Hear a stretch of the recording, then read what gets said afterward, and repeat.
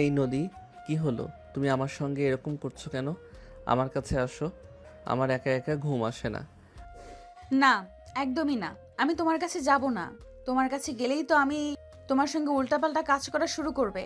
আর তখন আমার ঘুমের 12টা বেজে যাবে। তোমার কাছে গেলে তুমি আমাকে সারা রাত ঘুমাতে দাও না।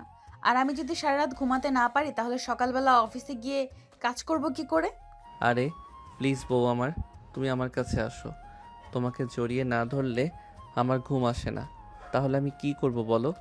বিয়ে করেছি তো বউকে জড়িয়ে ধরে ঘুমানোর জন্য। এখন যদি বউকে জড়িয়ে ধরে ঘুমাতে না পারি, তাহলে বিয়ে করে আমার লাভটা হলো কি? দেখো, এসব ফালতু কথা আমার সঙ্গে বলতে আসবে না। আমি লাভ লসের হিসাব করে তোমাকে বিয়ে করিনি। আমার বাবা বলেছিল তোমাকে বিয়ে করতে, তাই আমি তোমাকে বিয়ে করেছি। এখন যদি তুমি এইভাবে আমার সঙ্গে থাকতে পারো তাহলে থাকো, না থাকতে পারলে এখান থেকে চলে যাও।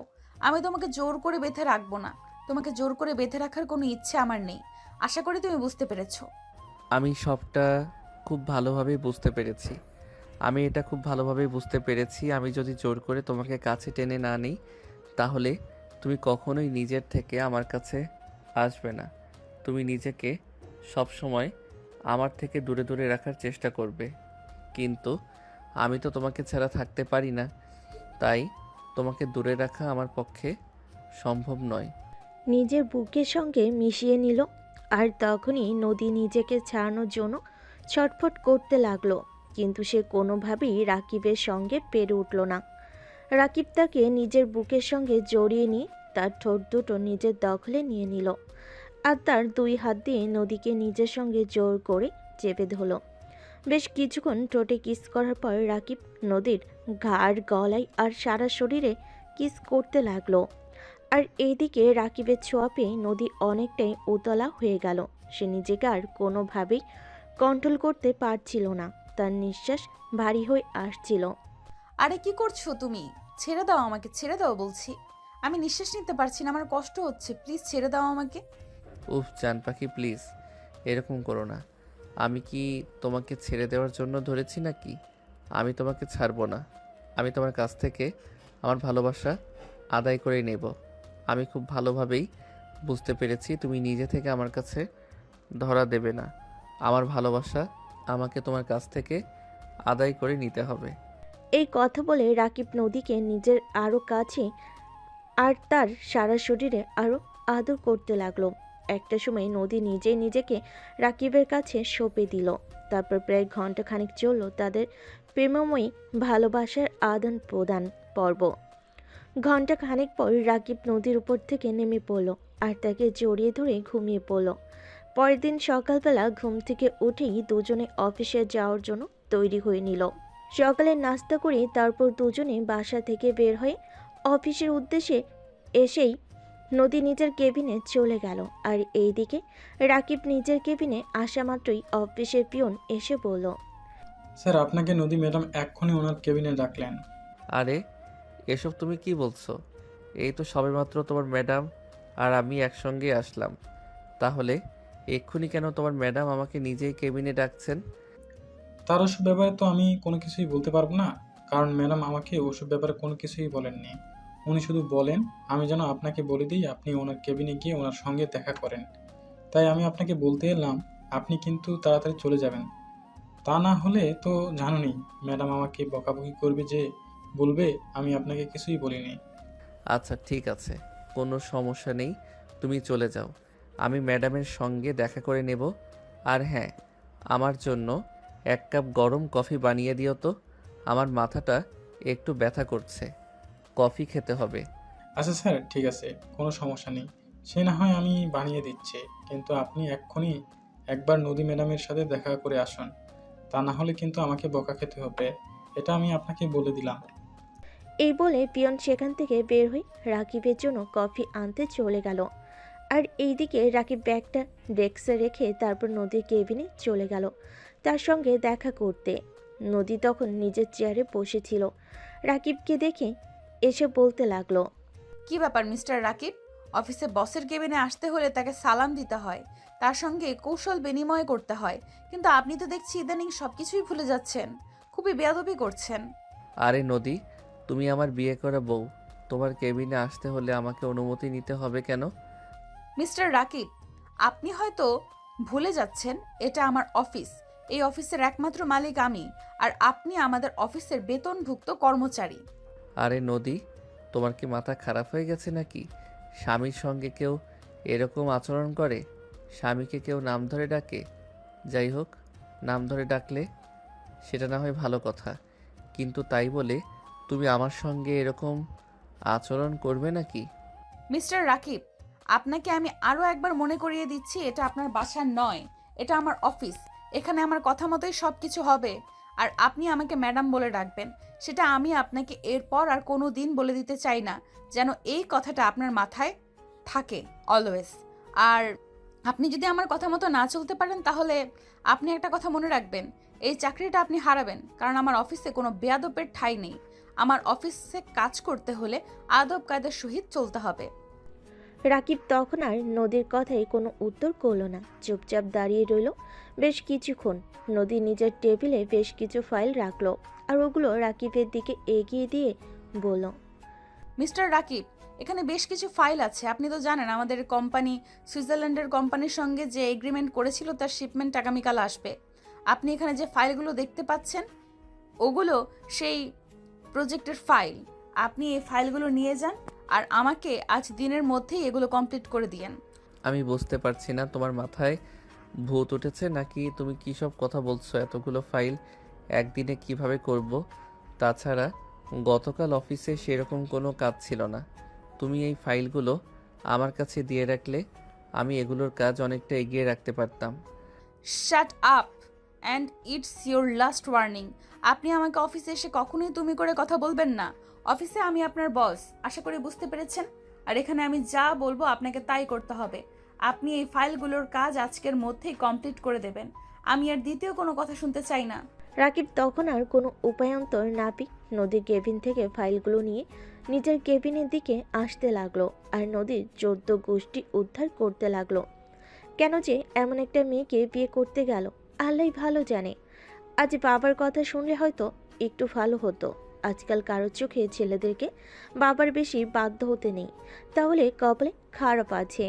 যাই হোক, এরপর রাকিব ফাইলগুলো নিয়ে নিজের কেবিনে চলে আসলো আর ফাইলগুলো কাজ করতে লাগলো। দেখতে দেখতে কখন যে দুপুর গনিয়ে বিকেল হয়ে গেল সেই খেয়াল তার নেই, কারণ সে কাজে খুবই মনোযোগী আর পারদর্শী। সে যখন কোনো কাজ করে তখন যতক্ষণ না কাজ শেষ হয় ততক্ষণ সে তার চারপাশে কিয়ামত হয়ে গেল সেটা লক্ষ্য করে না। এদিকে বিকেল 3টার দিকে রাকিবের অফিস সহকারী তমা এসে তার সঙ্গে দেখা করে। কি ব্যাপার রাকিব, তোমাকে আজ লাঞ্চ পিরিয়ডে লাঞ্চ করতে দেখলাম না। তুমি কি ম্যাডামের সঙ্গে লাঞ্চ করছো নাকি? হুম। আরে না, সেরকম কোনো ব্যাপার না। আমি ম্যাডামের সঙ্গে লাঞ্চ করিনি। তাছাড়া আমি তো বুঝতেই পারিনি কখন লাঞ্চ পিরিয়ড হয়েছে। এখন কয়টা বাজে? মিস্টার রাকিব, আমি বুঝতে পারি না তুমি এরকম কেন। নিজের খাওয়া দাওয়া কোনো কিছু ব্যাপারে তোমার খেয়াল নেই। তুমি যখন কোনো একটা কাজ নিয়ে বসো তখনই ওই কাজটা শেষ না হয়। যতক্ষণ ওই কাজটা শেষ না হয় তুমি আর চারপাশে কিয়ামত হয়ে গেলেও ওটা লক্ষ্য করো না। কেন বলো তো, তুমি এইরকম কেন? আমি কাজ করতে খুব ভালোবাসি। তাছাড়া আমি কাজকে খুব পছন্দ করি। আমি যখন কোনো কাজ করি তখন আমার মনে হয় ওই কাজটাকে মনোযোগ দিয়ে করা উচিত, যেন ওই কাজটায় কোনো সমস্যা না হয় আর কাজটা পারফেক্টলি হয়। তাই আমি কাজ করার সময় চারপাশে কোনো মনোযোগ দেই না। যাই হোক, কোনো সমস্যা নেই। আমার পেটে তেমন ক্ষুধা লাগেনি। পেটে যদি ক্ষুধা লাগতো তাহলে আমি বুঝতে পারতাম আর তখন খাবারটা খেয়ে নিতাম। যাই হোক, আপনি হঠাৎ আমার কেবিনে কেন? লাঞ্চ পিরিয়ডে যখন লাঞ্চ করার জন্য ক্যান্টিনে গেলাম তখন আপনাকে দেখতে পেলাম না, তাই আপনার সঙ্গে একবার দেখা করতে আসলাম। আপনার কাজ আবার ম্যাডাম কোনো কাজে ফাঁসিয়ে দিয়েছে কিনা সেটা দেখার জন্য। সেটা আবার বলতে হয় নাকি? আপনাদের ম্যাডাম তো সব সময় শুধু আমার পিছনে পড়েই থাকে। কেন যে এরকম করে সেটাই বুঝতে পারি না। মেয়েটা আমায় ভালোবাসে নাকি অবহেলা করে, সেটাই এখনো বুঝে উঠতে পারলাম না। তাহলে একটা কাজ করুন, আপনি আপনার থেকে কিছু ফাইল আমাকে দিয়ে দিন, আমি এগুলো করে দিই। আজকে আমার সেই রকম কোনো কাজ নেই, আমি আপনাকে সাহায্য করতে পারবো, কোনো প্রবলেম হবে না। কিন্তু আপনি তো জানেনই আপনাদের ম্যাডাম কেমন। আমি যদি আমি যদি কিছু কাজ আপনাকে দিয়ে করিয়ে নেই তাহলে হয়তো আমার একটি সুবিধা হবে, কিন্তু সেটা যদি আপনাদের ম্যাডাম জানতে পারে তাহলে তো আমাকে খুবই বকাবকি করবে। আর কারো কথা শুনে আমার একদমই ভালো লাগে না। তাই একটু কষ্ট করে হলেও আমি সবগুলো কাজ ঠিক করে নেব। আপনার আমাকে কোনো সহযোগিতা করতে হবে না। আরে ভাই, আপনি কোনো চিন্তা করবেন না, ম্যাডাম কোনোভাবেই কোনো কিছু জানতে পারবে না। আমি খুব গোপনীয়তার সহিত আপনার কাজটা করে দিয়ে যাব, দেখবেন ম্যাডাম কোনো কিছুই বুঝতে পারবেন না।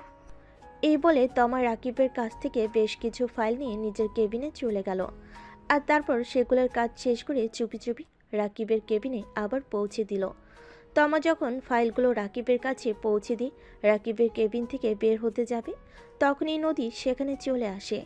আর নদী তমাকে দেখি চিৎকার করে বলে ওঠে, কি ব্যাপার মিসেস তমা, আপনি এখানে কি করতেছিলেন, কি করতে এসেছিলেন?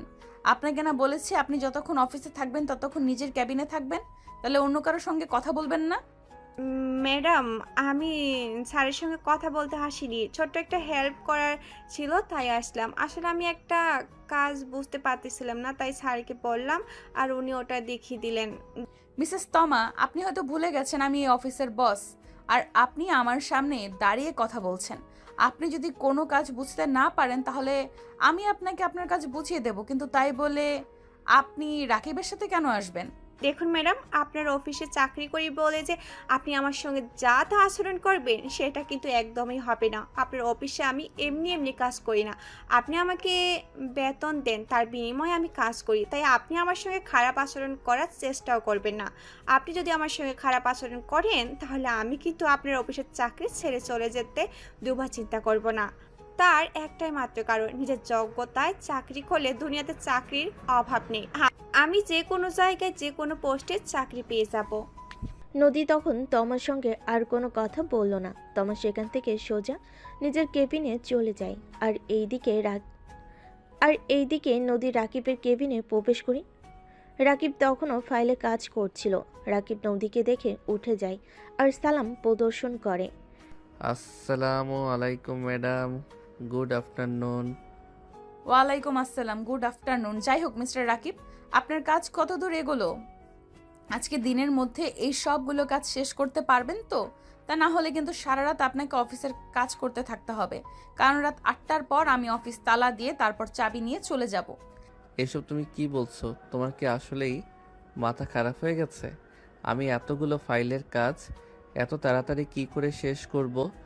তাছাড়া তুমি যদি আমাকে অফিসে রেখে চলে যাও তাহলে আমি বাসায় ফিরবো কি করে? আমি তো আমার নিজের বিছানা ছাড়া অন্য কোথাও ঘুমাতে পারি না। তাহলে কি আমি সারা রাত না ঘুমিয়ে কাটিয়ে দেব নাকি?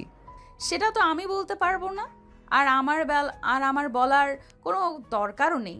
তুমি তাড়াতাড়ি করে নিজের কাজগুলো শেষ করে অফিস থেকে বাসায় চলে যাও। যদি 8টার মধ্যে শেষ করতে না পারো তাহলে আমি যেটা বলেছি সেটাই হবে, তোমাকে এখানেই থাকতে হবে। এই কথা বলে নদী রাকিবের কেবিন থেকে বের হয়ে নিজের কেবিনে চলে যায়। আর নদী চলে যাওয়ার পর রাকিব নিজ গতিতে কাজ করতে থাকে।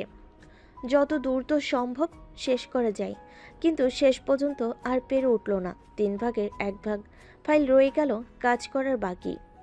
থাকবেই বা না কেন, এতগুলো ফাইলের কাজ কি একদিনে করা সম্ভব নাকি? যাই হোক, অফিস ছুটি হওয়ার ঠিক 10 মিনিট আগে নদী রাকিবের কেবিনে আসে। আর ফাইলগুলো এখনো শেষ হয়নি দেখে নদী চিৎকার করে বলে ওঠে, কি ব্যাপার? আমি সেই কখন ফাইলগুলো রেখে গেছি, এখনো ফাইলের কাজগুলো শেষ হয়নি কেন? আপনি কি শুরু করেছেন? আপনার কি আজ অফিস শেষ করে বাড়িতে যাওয়ার কোনো নিয়ত নেই নাকি? আরে না ম্যাডাম, আপনি এরকম কেন বলছেন? আমি অবশ্যই বাসায় যেতে চাই। তাছাড়া আমি তোমার যথাসাধ্য মতো চেষ্টা করেছি এই কাজগুলো শেষ করার জন্য, কিন্তু আমি যদি কাজগুলো শেষ করতে নাই পারি তাহলে আমার কি করার আছে আপনি নিজেই সেটা বলুন। এমন তো নয় যে আমি চেষ্টা করিনি, তাহলে আপনি আমাকে দোষ কেন দিচ্ছেন? দেখুন, আমার মুখে মুখে তর্ক করা আমার একদমই পছন্দ নয়, তাই আমি আপনাকে বলে দিচ্ছি। আর সারা রাত আপনাকে এখানেই থাকতে হবে, আপনি বাসায় ফিরতে পারবেন না।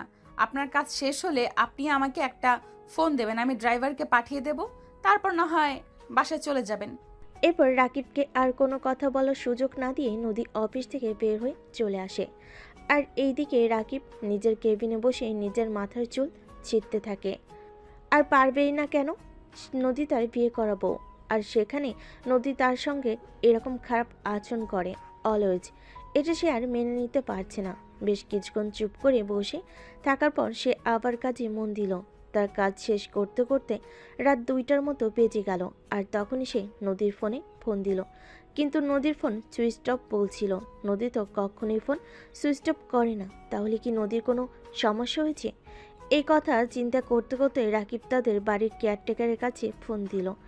আর কেয়ারটেকারের কাছে ফোন দিয়ে জানতে পারল নদী অনেক আগে ঘুমিয়ে পড়েছে।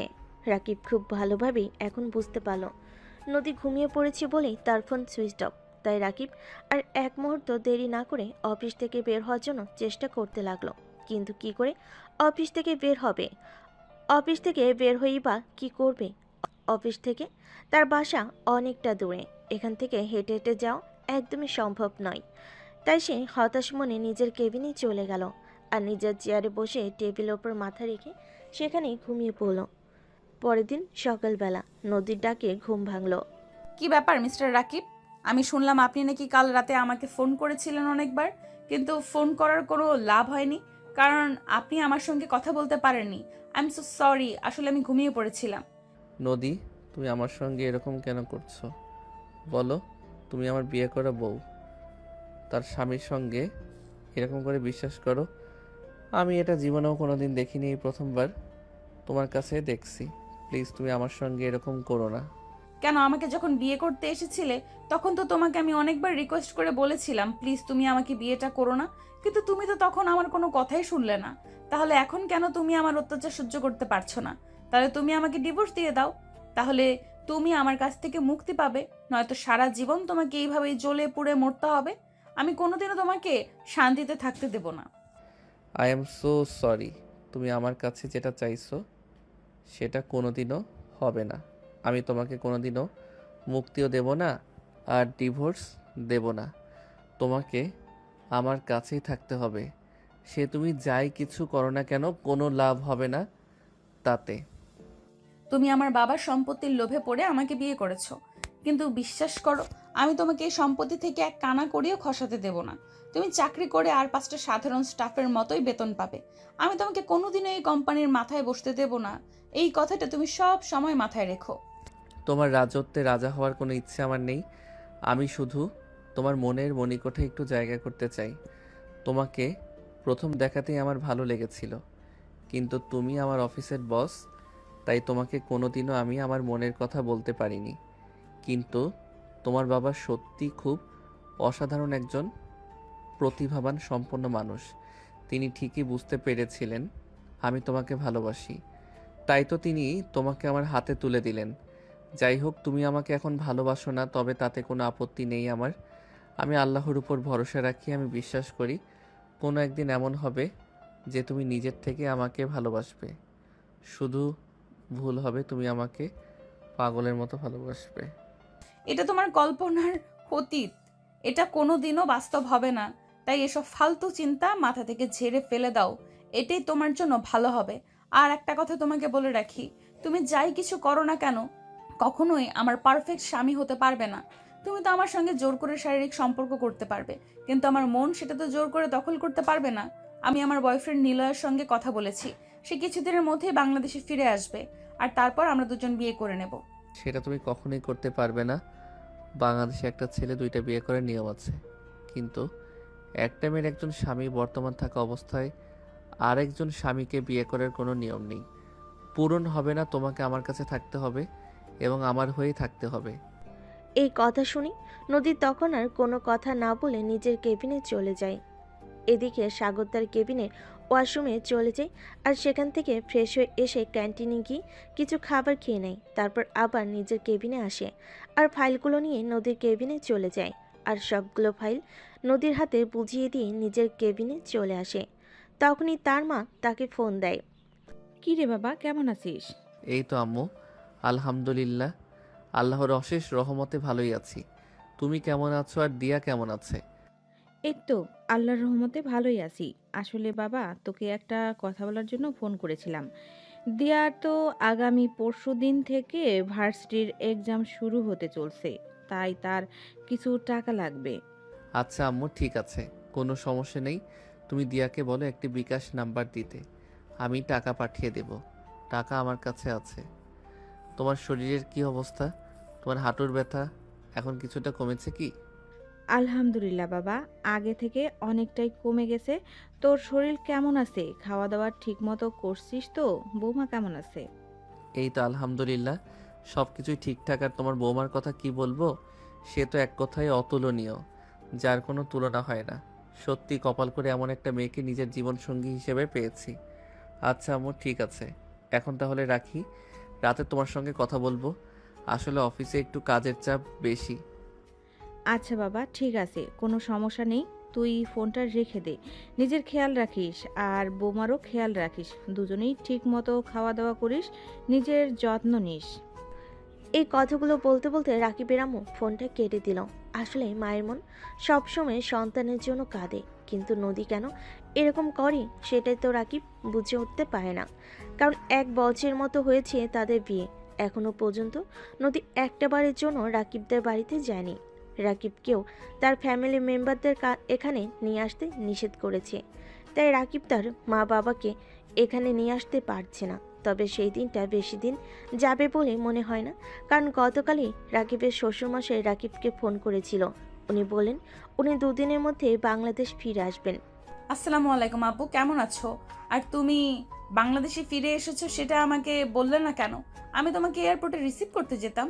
তুমি অবশ্যই কাজ নিয়ে অনেক বেশি ব্যস্ত থাকো, তাই তোমাকে কোনো কিছু বলা হয়ে ওঠেনি। যাই হোক, তুমি কেমন আছো আর অফিস কেমন চলছে? এই তো আব্বু, আলহামদুলিল্লাহ সবকিছু ভালোই চলছে। তোমার কি অবস্থা? আর যুক্তরাষ্ট্রের ব্যবসার খবর কি? আলহামদুলিল্লাহ সবকিছু ঠিকঠাক চলছে। যাই হোক, রাকিব কোথায়? রাকিবকে তো দেখতে পাচ্ছি না। অফিসের কাজে ব্যস্ত আছে। আসলে অফিসের কাজের চাপ তো একটু বেশি, আমি একা একা সামাল দিতে পারছি না, তাই ওকে বলেছিলাম অফিসে যেতে। এসব তুমি কি বলছো? ও আমাদের বাড়ির জামাই, ও অফিসে গিয়ে কাজ করছে, তাও আবার তুমি ওকে অফিসে রেখে চলে এসেছো? এগুলো আমি কি শুনছি নদী? আমি তো তোমার কাছ থেকে কখনো এগুলো আশা করি না। আমি কি করব তুমি বলো না? একা একা যদি অফিস সামলাতে না পারি আর অফিস সামলানোর মতো পারফেক্ট কাউকে খুঁজে না পাই, তাহলে রাকিবকে দিয়ে একটু কাজ করিয়ে নিলে ক্ষতি কোথায়?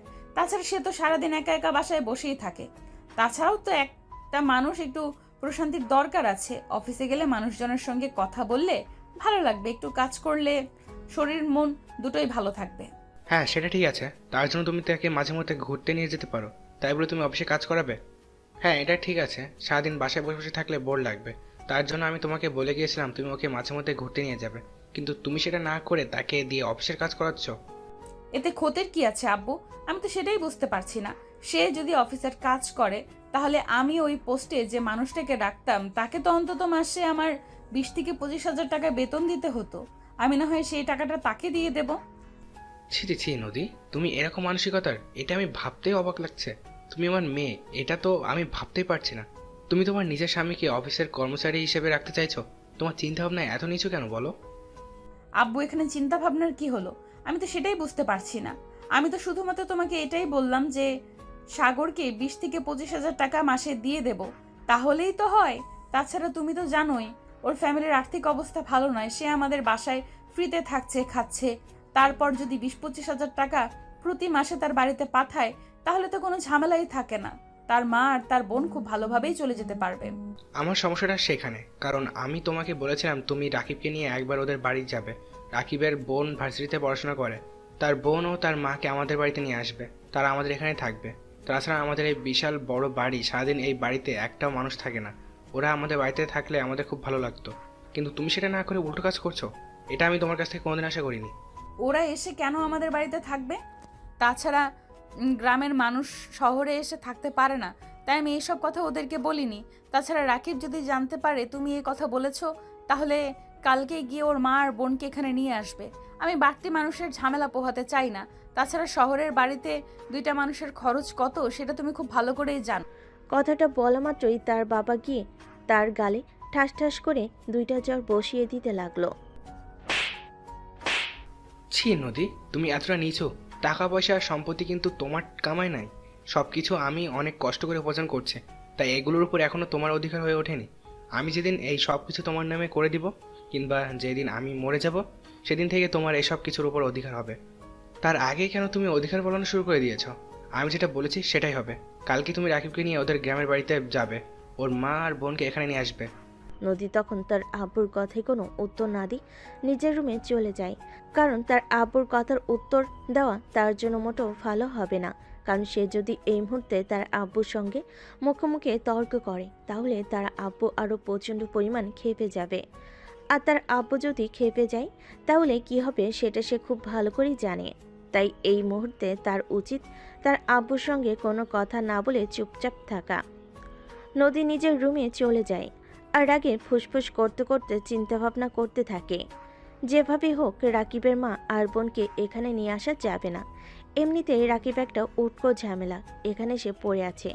এরপর যদি আবার তার মা বোন এখানে চলে আসে, তাহলে তো আরও বড় একটা ঝামেলা হয়ে যাবে। এটা কোনোভাবেই করতে দেওয়া যাবে না। সেদিন রাকিব অফিস শেষ করে বাসে আসতে আসতে রাত 10টার মতো বেজে গেল। এদিকে তার শ্বশুরমশাই কাজের মেয়েকে দিয়ে রাকিবের পছন্দ মতো অনেকগুলো খাবার রান্না করে ডাইনিং টেবিলে বসে অপেক্ষা করতে লাগলো। রাত 10টার পর রাকিব বাসে এসে কলিং বেল চাপ দিতে তার শ্বশুরমশাই গিয়ে দরজা খুলে দেয়। রাকিব তার শ্বশুরমশাইকে দেখতে পেয়ে রাকিব তার শ্বশুরমশাইকে পা ছুঁয়ে সালাম করে। তার শ্বশুরমশাই মাথায় হাত রেখে বলতে থাকে, কেমন আছেন বাবা? এই তো আলহামদুলিল্লাহ বাবা, আল্লাহর রহমতে এখনো পর্যন্ত সুস্থই আছি। তবে বেশি দিন সুস্থ থাকতে পারবো বলে মনে হয় না। যাই হোক, তুমি কেমন আছো? তোমার অবস্থা কি? এই তো বাবা আলহামদুলিল্লাহ, আল্লাহর অশেষ রহমতে ভালোই আছি। যাই হোক, আপনি এসেছেন ভালোই হয়েছে। কটা দিন আপনার সঙ্গে সময় কাটাতে পারবো। ভালো লাগছিল না একা একা, আপনাকে মিস করছিলাম খুব। একদম ঠিক কথাই বলেছ। আমিও তোমাকে খুব মিস করছিলাম, তাই 1 মাসের জন্য বাংলাদেশে চলে এসেছি। এই 1 মাস আমি তোমাদের সঙ্গে থাকবো। এখন একটা কাজ করো, রুমে চলে যাও আর তাড়াতাড়ি ফ্রেশ হয়ে নিচে আসো। আমি তোমার পছন্দের অনেকগুলো খাবার রান্না করিয়েছি, দুজনে একসঙ্গে বসে রাতের খাবার খাবো। রাকিব তখন কোনো কথা না বলে চুপচাপ নিজের রুমে চলে গেল আর কাপড় চোপড় চেঞ্জ করে ফ্রেশ হয়ে খাবার টেবিলে চলে আসলো। তারপর শ্বশুরমশাই দুজনে মিলে একসঙ্গে বসে রাতের খাবার খেয়ে নিল। খাওয়া দাওয়া শেষ হলে দুজনেই গিয়ে ড্রয়িং রুমের সোফায় বসলো। আর তখনই নদীর আম্মু রাকিবকে বলতে লাগলো, জামাই বাবা, আমি নদীকে বলে দিয়েছি কাল তুমি নদীকে নিয়ে তোমাদের গ্রামের বাড়িতে যাবে। তারপর তোমার মা আর বোনকে এখানে নিয়ে চলে আসবে। আমি চাই তারা এখানে থাকুক। হ্যাঁ বাবা, সেটা না হয় ঠিক আছে, কিন্তু দিয়ার তো পরীক্ষা চলছে। আগামীকাল থেকে ওর পরীক্ষা, আমি আজকে ওর পরীক্ষার ফি পাঠালাম। ও আচ্ছা, ঠিক আছে, কোনো সমস্যা নেই। তাহলে তো 1 সপ্তাহ পরে এই পরীক্ষা শেষ হয়ে যাবে। ওর পরীক্ষা শেষ হয়ে গেলে তারপর না হয় ওকে এখানে নিয়ে আসবে। আমি চাই দিয়া এখানে থেকে ভার্সিটি পড়াশোনা করুক। আচ্ছা বাবা, ঠিক আছে, কোনো সমস্যা নেই। আমি আম্মুকে ফোন দিয়ে বলে দেব আপনি কথা বলেছেন। তারপর ওদেরকে রেডি হয়ে থাকতে বলবো। যাই হোক, আব্বু আপনার শরীরের কি অবস্থা? আপনার শরীর ঠিকঠাক আছে তো? হ্যাঁ বাবা, আমার শরীর একদম সম্পূর্ণ ঠিকঠাক আছে। আর এই কয়দিন তোমাদের সঙ্গে থাকলে আরও ভালো হয়ে যাবে। যাই হোক, এখন রুমে চলে যাও। সারাদিন অফিস থেকে পরিশ্রম করে এসেছো, এখন বিশ্রাম নেওয়া প্রয়োজন। আর নদীকে বলো তোমার একটু খেয়াল নিতে। তোমার শরীরটা কেমন যেন শুকিয়ে গেছে। আগে তো এরকম ছিল না। আমি যখন বাংলাদেশে ছিলাম তখন তো শরীর একদম ঠিক ছিল। আমি চলে যাওয়ার পর কি তুমি ঠিক মতো খাওয়া দাওয়া করো না নাকি? না আব্বু, সেরকম কিছুই নয়। আসলে আপনি চলে যাওয়ার পর থেকে আপনাকে খুব বেশি মিস করছিলাম। আপনার কথা খুব বেশি মনে পড়ছিল, তাই আর খাওয়া দাওয়া করব না। কেন? আপনি চলে যাওয়ার পর নদী মাঝে মধ্যেই রান্না করে আমাকে এটা ওটা খাওয়াতো, আমার খুব ভালো লাগতো। তাছাড়া ভালোই তো ছিলাম আমরা দুজনে। দেখো রাকিব, তুমি আমার মেয়ের জামাই। আমি আমার মেয়ের সম্পর্কে খুব ভালো করে জানি। তুমি আমার মেয়ের কাছে কতটা ভালো ছিলে সেটা আমি খুব ভালো করে বুঝতে পারি। দেখো, আমি সব কিছুর জন্য খুবই দুঃখিত। আমি আমার মেয়েটাকে ভালোর জন্য সব কিছু করলাম, কিন্তু আমার মেয়েটা তার নিজের ভালোটা বুঝতে পারছে না। সে এখনও তার বয়ফ্রেন্ড নিয়ে পড়ে আছে, যে ছেলেটা কিনা তাকে দিনের পর দিন ঠকাচ্ছে। ছেলেটা আমেরিকাতে পরপর বেশ কয়েকটা মেয়ের সঙ্গে রিলেশনে আছে, যেগুলো আমি নিজের চোখে দেখেছি যখন আমি আমেরিকায় ঘুরতে গিয়েছিলাম। কিন্তু আমার মেয়েটাকে আমি এই কথাগুলো কোনোভাবে বিশ্বাস করাতে পারছি না। ঠিক আছে আব্বু, কোনো সমস্যা নাই। আপনি এ ব্যাপারে কোনো চিন্তা করবেন না, দেখবেন আস্তে আস্তে সব ঠিক হয়ে যাবে। আপনি আমার উপর ভরসা রাখুন, দেখবেন একদিন আমি সব কিছু ঠিক করে দেব। এরপর শ্বশুর জামাই দুজনে মিলে আরও বেশ কিছুক্ষণ কথা বলে নিজেদের রুমে চলে গেল। তারপর ঘুমিয়ে পড়ল। পরের দিন সকালবেলা রাকিব ঘুম থেকে উঠে ফজরের নামাজ পড়ছিল, আর তখনই নদী তাড়াহুড়ো করে বিছানা থেকে নেমে ওয়াশরুমে চলে যায়। এটা দেখে রাকিব কিছুই বুঝতে পারে না, তাই নামাজ শেষ করে সে বিছানায় গিয়ে বসলো। আর নদী কেন এত সকাল সকাল ঘুম থেকে উঠেছে সেটা জানার জন্য অপেক্ষা করতে লাগলো। নদী যখন ওয়াশরুম থেকে বের হবে, প্রায় 5 মিনিট পর ওয়াশরুম থেকে বের হলো। আর ঠিক তখনই রাকিব তার সামনে দাঁড়িয়ে তাকে প্রশ্ন করলো। কি ব্যাপার লক্ষ্মী বউ আমার, আজ এত সকালে ঘুম থেকে উঠলে কেন? তুমি তো কখনোই এত সকালে ঘুম থেকে ওঠো না। দেখো, সব কিছু জেনে শুনে একদমই এইসব কাজকর্ম করবে না। এসব ফাজলামো করে আমার কিন্তু একদমই ভালো লাগে না। তুমি খুব ভালো করে জানো আব্বু বাড়িতে চলে এসেছে, আর আব্বু যখন বাড়িতে থাকে তখন আমাকে খুব সকাল সকাল ঘুম থেকে উঠতে হয়। আর আব্বু বাড়িতে থাকলে যদি সকাল সকাল ঘুম থেকে না উঠি তাহলে আব্বু হাজারটা কথা শুনতে হবে। তার চাইতে বরং এটাই ভালো যে সকাল সকাল ঘুম থেকে উঠে যাওয়া। ও, আসলে আমার এটা মনেই ছিল না যে শ্বশুর মশাই চলে এসেছে। যাই হোক বউ, আজ যেহেতু তুমি সকাল সকাল রান্নাঘরে যাচ্ছ, তাহলে আমার জন্য 1 কাপ গরম গরম কফি বানিয়ে দিও। অনেক দিন ধরে তোমার হাতের কফি খাওয়া হয় না। তোমার কফি খাওয়ার ইচ্ছে থাকলে নিজে কফি বানিয়ে খাও, বানিয়ে নাও, আমাকে অর্ডার করতে যেও না। এমনিতেই আব্বু বাড়িতে আছে বলে আমি এত সকাল সকাল ঘুম থেকে উঠলাম, আর এখন আমার ঘুম থেকে উঠেই তোমার অর্ডার শুনতে হচ্ছে। আমি পারবো না তোমার জন্য কোনো কিছু বানিয়ে আনতে। তোমার খাওয়ার ইচ্ছে থাকলে তুমি নিজে গিয়ে বানিয়ে খেয়ে নাও, কখনোই আমাকে অর্ডার করবে না। এদিকে ঠিক তখনই নদীর আব্বু ঘুম থেকে উঠে মর্নিং ওয়াকের জন্য নদীর রুমের পাশ দিয়ে যাচ্ছিল। কথাগুলো শুনে একটু থমকে দাঁড়ালো, আর তারপরই নদীর রুমের দরজায় নক করলো। নদী, এক্ষুনি তুমি তোমার রুমের দরজা খোলো, আমি তোমার সঙ্গে সামনাসামনি কিছু কথা বলতে চাই, তাড়াতাড়ি করো। নদী হয়তো মনে মনে ভাবলো যে তার বাবা তার সঙ্গে বিজনেস বিষয়ে কিছু কথাবার্তা বলবে, কিন্তু সেটা আর হয়নি। সো ভিউয়ার্স, কি হয়েছিল চলুন সেটা জানা যাক। নদী দরজা খুলতেই তার বাবা ঠাস ঠাস করে তার গালে 2টা চড় বসিয়ে দিয়ে বলতে লাগলো। তোমার এত বড় সাহস কি করে হলো? তোমার স্বামী তোমার কাছে কিছু একটা খেতে চেয়েছে, কিন্তু তুমি তাকে সেটা খেতে না দিয়ে তাকে উল্টো আরো কয়েকটা কথা শুনিয়ে দিচ্ছ। তুমি কেমন মেয়ে বলো শুনি, যে নিজের স্বামীর আবদার পূরণ করতে পারে না? আব্বু, আপনি ভুল শুনেছেন, আমাদের মধ্যে সেরকম কিছুই হয়নি। তুমি চুপ করো, আমরা বাবা মেয়ে কথা বলছি, আমাদের মাঝখানে কথা বলতে আসবে না। আমি খুব ভালো করে জানি সে তোমাকে সহ্য করতে পারে না, কিন্তু তাই বলে তোমার সঙ্গে এরকম আচরণ করবে সে? কেন এটা বারবার ভুলে যায় সে তোমার বিয়ে করা বউ, আর তুমি তার স্বামী। তোমার কথা মেনে চলা তার কর্তব্য। মানি না আমি এই কর্তব্য। তোমাদেরকে কতবার বলেছি আমি এই ছেলেটাকে নিজের জামাই হিসেবে মেনে নিতে পারছি না, যে কিনা আমার চাইতে বয়সে ছোট। আমি সোসাইটির সামনে তাকে নিয়ে দাঁড়াতে পারি না। আমার বন্ধু মহলে সবাই তাকে নিয়ে হাসাহাসি করে। আমি এগুলো সহ্য করতে পারছি না। আমি এই সম্পর্ক থেকে মুক্তি চাই। দেখো নদী, এখন কিন্তু একদম বেশি বাড়াবাড়ি হয়ে যাচ্ছে। আমি কিন্তু এটা কখনোই তোমার কাছ থেকে আশা করি না। আমি চাইবো তুমি নিজেকে শুধরে নাও, আর কখনো এসব বেয়াদবি মার্কার কথা না বলো। আচ্ছা, তোমার থেকে বয়সে ছোট, কিন্তু কি হয়েছে? তাছাড়া তার সঙ্গে তোমার বয়সের ডিফারেন্স খুব বেশি নয়। তোমার চাইতে মাত্র 2 বছরের ছোট রাখি। আর বর্তমান সমাজে এটা কোনো বিষয় নয়। আর কোন সোসাইটির কথা বলছো? তোমার এই সোসাইটি কি তোমাকে 2টা পয়সা দিয়ে চালাবে, নাকি একবেলা খাওয়াবে? কোনটা করবে বলো? আব্বু, আমি বুঝতে পারছি না তুমি বারবার কেন আমার সঙ্গে এরকম করছো। বাইরের একটা ছেলের জন্য তুমি আমার গায়ে হাত তুলছো বারবার, কিন্তু কেন এমনটা করছো তুমি আমার সঙ্গে? চুপ কর বেয়াদব মেয়ে, কাকে তুমি বাইরের ছেলে বলছো? সে তোমার স্বামী, তার সঙ্গে তোমার বিয়ে হয়ে গেছে। তাহলে তুমি তাকে বাইরের ছেলে কেন বলছো? যাকে তুমি সম্মান দিতে পারো না তাকে তুমি এভাবে অবহেলা করবে? আজকের পর থেকে যদি কখনো আমার চোখে এটা ধরা পড়ে যে তুমি তার সঙ্গে অসভ্যের মতো আচরণ করছো, তাহলে একটা কথা মনে রেখো, আমার সাথে খারাপ কিন্তু কেউ হবে না। আমি হয়তো এটাও ভুলে যাব যে তুমি আমার নিজের মেয়ে। নদী তখন কোনো কথা না বলে চুপচাপ কান্না করতে করতে সেখান থেকে চলে গেল। তখন সে আর রান্নাঘরে না গিয়ে বাগানে চলে আসলো। বাগানে একটা চেয়ারে বসে রইল, আর এদিকে রাকিব নদীকে সারা বাড়ি তন্ন তন্ন করে খুঁজে পেল, কিন্তু কোথাও খুঁজে পেল না। অবশেষে সে বাগানে চলে আসলো, আর বাগানে এসে দেখতে পেল মন খারাপ করে বসে আছে। তাই রাকিব নদীর পাশে গিয়ে বসলো, আর নদীর কাঁধে হাত রেখে বলতে লাগলো। প্লিজ তুমি মন খারাপ করো না আব্বু, প্লিজ তুমি মন খারাপ করো না। আব্বু যা বলেছে তার জন্য আমি তোমাকে সরি বলছি। প্লিজ তুমি বাসায় ফিরে চলো, আমি তোমার কাছে আর কখনোই স্বামীর অধিকার চাইবো না, জোর করে তোমার সঙ্গে কোনো কিছুই করব না। আমি বুঝতে পেরেছি তুমি আমায় ভালোবাসো না। এই হারামজাদা, তুই যখন সবকিছু বুঝতে পারছিস তাহলে এখানে হাবলার মতো পড়ে আছিস কেন? এখান থেকে চলে যা, যেখানে গেলে তোকে আমার বাবা কোনোদিনও খুঁজে পাবে না। আমি চাই না তুই এখানে থাক। ঠিক আছে, কোনো সমস্যা নেই।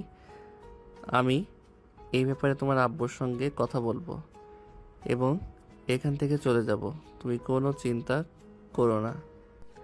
এরপর রাকিব নদীর সঙ্গে আরও অনেকক্ষণ কথা বলল, আর তারপর নদীকে নিয়ে বাসে চলে আসলো।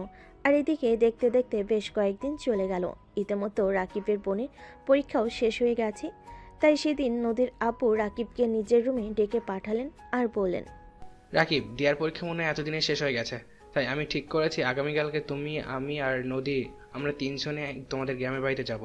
ওখানে 2-3 দিন থাকবো, আর তারপর ওদেরকে নিয়ে এখানে চলে আসব।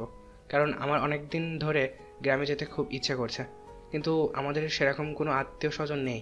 তাছাড়া তুমি তো জানোই আমাদের গ্রামের বাড়িতে কেউ থাকে না, তাই তোমাদের গ্রামের বাড়িতে যাবো ভাবছি। কিন্তু আব্বু, আমাদের গ্রামের বাড়িতে তো আপনাদেরকে থাকতে দেওয়ার মতো সেরকম কোনো অবস্থা নেই। তাহলে আপনারা সেখানে গিয়ে থাকবেন কি করে? আপনাদেরকে তো অনেক সমস্যায় পড়তে হবে। কোনো সমস্যা নেই, ওসব ব্যাপারে তুমি চিন্তা করো না। আমাদের প্রয়োজনীয় সব কিছু আমি নিজেই নিয়ে যাব। আর তাছাড়া তুমি তো জানোই আমরা আমাদের গাড়ি করে যাব, তাই জিনিসপত্র নিয়ে কোনো সমস্যা হবে না। আর এসব কথা তুমি তোমার আম্মুকে বলতে যেও না, তাহলে উনি আবার নিজের পয়সা খরচ করতে যাবেন। আমি চাই না আমাদের জন্য তোমার আম্মুর কোনো সমস্যা হোক। আমাদের যা কিছু প্রয়োজন সব আমি আমার নিজের হাতে পয়সা খরচ করব। এসব আপনি কি বলছেন আব্বু? আপনি আমাদের বাড়িতে যাবেন আর সেখানে আপনি আপনার নিজের পকেটের পয়সায় সব কিছু করবেন? এটা তো হতে পারে না। তাছাড়া আমাদের আর্থিক অবস্থার এতটা অবনতি হয়নি এখনও। আমার মাসে যে টাকা বেতন আসে ওটা দিয়ে আমার পরিবার মোটামুটি ভালোই চলে যায়। দেখো, আমি যেটা বলছি সেটাই হবে। তুমি কিন্তু একদম তোমার আম্মুকে বলবে না আমরা সবাই মিলে তোমাদের গ্রামের বাড়িতে যাচ্ছি, তাহলে কিন্তু প্রচণ্ড রেগে যাব। এই কথাটা মনে রেখো। রাকিব তখন আর আর কোনো কথাই বলল না, চুপচাপ শ্বশুর মশাইয়ের কথাই মেনে নিল। এদিকে পরের দিন সকালবেলা নদী, রাকিব আর নদীর আপু তিনজনে মিলে রাকিবদের গ্রামের বাড়ির উদ্দেশ্যেই রওনা দিল। বিকেল 3টার মধ্যে তারা সবাই মিলে সেখানে পৌঁছে গেল। তখনই রাকিবের আম্মু বাড়ির আঙ্গিনায় কিছু কাজ করছিল। তাদের বাড়ির সামনে বিশাল বড় একটা গাড়ি দাঁড়াতে দেখে তিনি বেশ অবাক হলেন। তিনি নিজের কাজ ফেলে দাঁড়িয়ে রইলেন, আসলে এখানে কে এসেছে সেটা দেখার জন্য। তখনই তিনি দেখতে পেলেন গাড়ি থেকে রাকিব নামছে, আর রাকিবকে দেখে তিনি দৌড়ে ছুটে চলে আসলেন আর রাকিবকে জড়িয়ে ধরে বলতে লাগলেন, কি ব্যাপার বাবা, কি হয়েছে? এত বড় গাড়িতে করে তুমি, গাড়িতে পুলিশ টুলিশ আসছে নাকি? কথাটা শোনা মাত্রই পিছন থেকে নেমে আসা নদীর আপু রাকিবের আম্মুকে উদ্দেশ্য করে বলতে লাগলো, আরে না বিআইন সাহেব, এসব আপনি কি বলছেন? এখানে পুলিশ টুলিশ আসতে যাবে কেন? আমি আপনার বিআই, আর আমরা আপনাদের বাড়িতে বেড়াতে এসেছি। যাই হোক, দিয়া মামুনি কোথায়? দিয়া মামুনিকে দেখছি না তো। আরে বেহাই সাহেব, আপনারা আসবেন আমাকে বলে আসবেন না কেন? তাহলে আমি আপনাদের জন্য কিছু একটা ব্যবস্থা করে রাখতাম।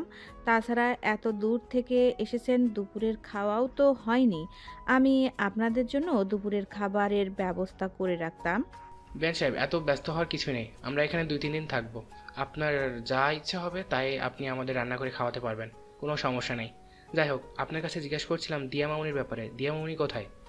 আসলে আমাদের পাশের বাড়িতে একটা বিয়ের অনুষ্ঠান চলছে, দিয়া ওখানেই গিয়েছে, ওর বান্ধবীর বিয়ে, তাই। যাই হোক, আপনারা ভেতরে এসে বসুন, আমি দিয়াকে খবর পাঠাচ্ছি, দিয়া এক্ষুনি চলে আসবে। এ বলে নদীর রাকিব আর নদীর আব্বু সবাই তাদের বাড়ির ভিতরে আসলো। টিনের একটা বাড়ি, তারপর মোটামুটি গোছানো, দেখতে বেশ ভালোই লাগে। গ্রামের বাড়িগুলো যেরকম হয় আর কি, খোলামেলা পরিবেশের বিশাল বড় উঠান যেখানে ধান শুকানো হয়। যাই হোক, কিছুক্ষণের মধ্যেই দিয়া সেখানে চলে আসে আর তার ভাবিকে দেখি দৌড়ে গিয়ে জড়িয়ে ধরে। আসসালামু আলাইকুম ভাবি, কি অবস্থা তোমার? কেমন আছো? হঠাৎ তুমি আমাদের গ্রামের বাড়িতে চলে এলে। ওয়ালাইকুম আসসালাম। এই তো ভালো আছি, তোমার কি অবস্থা? তুমি কেমন আছো? এতক্ষণ তো শুধু ভালো ছিলাম, এখন তোমাদের দেখে আরো বেশি ভালো হয়ে গেছি জানো। পাশের বাড়িতে আমার এক বান্ধবীর বিয়ে হচ্ছে, আজকে গায়ে হলুদ, কাল বর আসবে। তুমি যাবে আমার সাথে বিয়ের অনুষ্ঠানে? আরে না, এসব গ্রামের বিয়েটি আমার একদম ভালো লাগে না। আমি শহরের পরিবেশে বড় হয়েছি। শহরের অনুষ্ঠানগুলো ছাড়া গ্রামের অনুষ্ঠানগুলো আমার একদমই ভালো লাগে না। তাছাড়া গ্রামের আনকালচার সব মানুষ, ওরা কি করে না করে তার কিন্তু কোনো ঠিক ঠিকানা নেই। নদী, এসব তুমি কি বলছো? তুমি গ্রামের কালচারকে অপমান করতে পারো না। তুমি কিন্তু একটা কথা ভুলে যাচ্ছ, তোমার জন্ম কিন্তু গ্রামে হয়েছিল। তারপর আমি ব্যবসার সুবাদে তোমাকে আর তোমার আম্মুকে নিয়ে শহরে গিয়েছিলাম। তাই গ্রামের সংস্কৃতিকে তুমি অপমান করতে পারো না। আমি অপমান কোথায় করলাম? যেটা সত্য সেটাই বললাম। গ্রামের কালচার আমার একদমই ভালো লাগে না, এখানে থাকতেও ভালো লাগে না। আমি শুধু তোমার জন্য এখানে এসেছি, না হলে কোনোদিনও আসতাম না। এসব তুমি কি বলছো বৌমা? এটা তোমার শ্বশুর বাড়ি, এখানে তোমাকে তো থাকতেই হবে। আমাদের মেয়েদের তো এটাই জীবন, সারা জীবন শ্বশুর বাড়িতে কাটিয়ে দেওয়া। আর তুমি বলছো তুমি তোমার শ্বশুর বাড়িতে আসতেই না? সংসার, শ্বশুরবাড়ি এগুলো না আমার ঠিক ভালো লাগে না। তাই এসব কথাবার্তা আমার সঙ্গে বলবেন না। আমি শুধু আব্বুর কথা রক্ষার জন্য এখানে এসেছি, তা না হলে আমি কখনোই আসতাম না। আম্মু প্লিজ, তুমি এসব ব্যাপারে কথা বলো না। যেটা যখন হয় সেটা তখন দেখে নেওয়া যাবে। এখন তুমি আমাদের সবার জন্য রাতের খাবার তৈরি করো। তোমার হাতের রান্না অনেক দিন ধরে খাওয়া হয় না, তাই ভাবছি আজ তোমার হাতের রান্না পেট ভরে খাবো। হ্যাঁ বাবা, একদম তাই। কিন্তু একটা কাজ কর, বাড়িতে তো কোনো বাজার সদাই নেই। তাছাড়া আমরা মা মেয়ে থাকি, আমাদের সেরকম কোনো বাজার সদাইয়ের প্রয়োজনও হয় না। বাগানে যেসব সবজি পাই, পুকুরে যেসব মাছ আছে, ওইগুলোই দিয়ে আমাদের চলে যায়। তুই বাজার করে নিয়ে আয়। সেটার কোনো প্রয়োজন হবে না, তোমরা এখানেই থাকো। নদী, তুমি দিয়ার সঙ্গে ওর বান্ধবীর হলুদের অনুষ্ঠানে যাও, ওখানে গিয়ে উপভোগ করো, তোমার অনেক ভালো লাগবে।